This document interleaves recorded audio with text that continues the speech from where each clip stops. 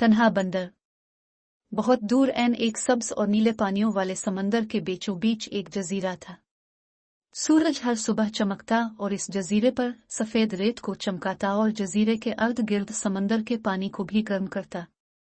इस जजीरे पर नारियल के दरख्त लगे हुए थे, इसके अलावा केले के भी दरख्त थे जो केलों के गुच्छों से लदे हुए थे।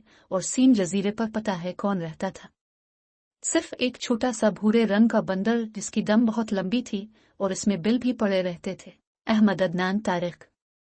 बहुत दूर एक सब्ज और नीले पानियों वाले समंदर के बीचों बीच एक जजीरा था।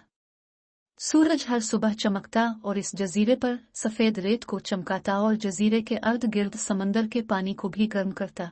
इस जजीरे पर नारियल के दरख्त लगे हुए थे, इसके अलावा केले के भी दरख्त थे जो केलों के गुच्छों से लदे हुए थे। और सीन जजीरे पर पता है कौन रहता था?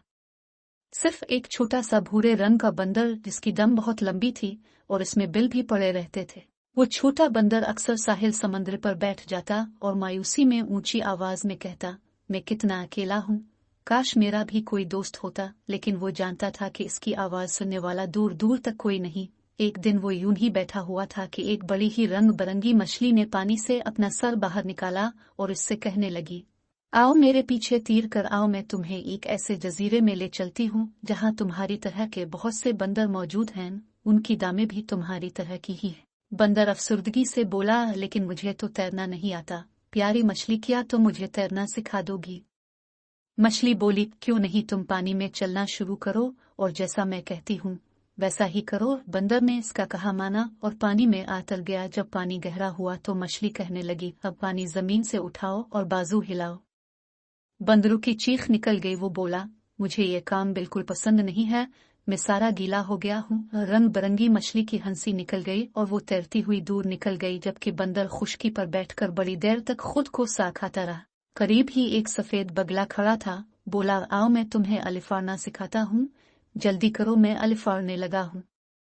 बंदर फिर बेचारगी से बोला, लेकिन मैं तो अलिफार नहीं सकता। बगले ने से कहा, सबसे ऊंचे नारियल के दरख्त पर चढ़ जाओ और अपने बाजू फैलाकर छलांग लगा दो, तुम अलिफारने लगोगे। बंदर ने बगले का कहा माना, लीनक वो पूरे जोर से सीधा रेत पर आगरा, कुछ नारियल भी टूटकर उसके सर पर आन गिरे।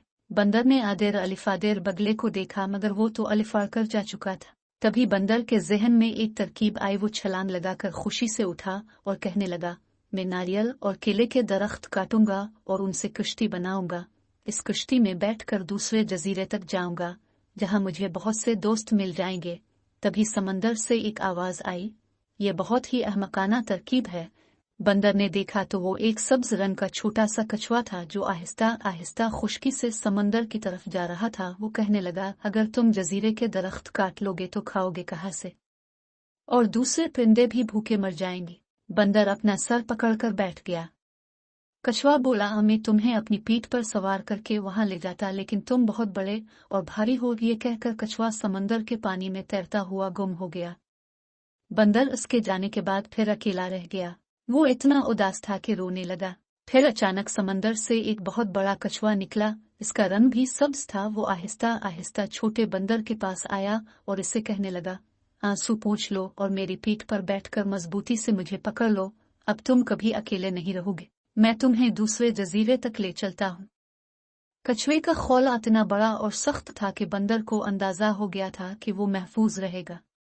फिर उसने कछुए की कमर पर बैठकर समंदर में झांका तो उसने देखा कि छोटा सब्ज कछुआ भी इसके साथ तैर रहा है।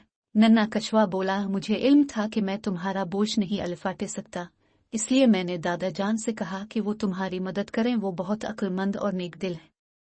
छोटे बंदर ने मुस्कुरा कर कहा, तुम भी बहुत अच्छे हो, तुम्हारी मेहरबानी का शुक्रिया, अब मैं कभी अकेला नहीं रहूंगा।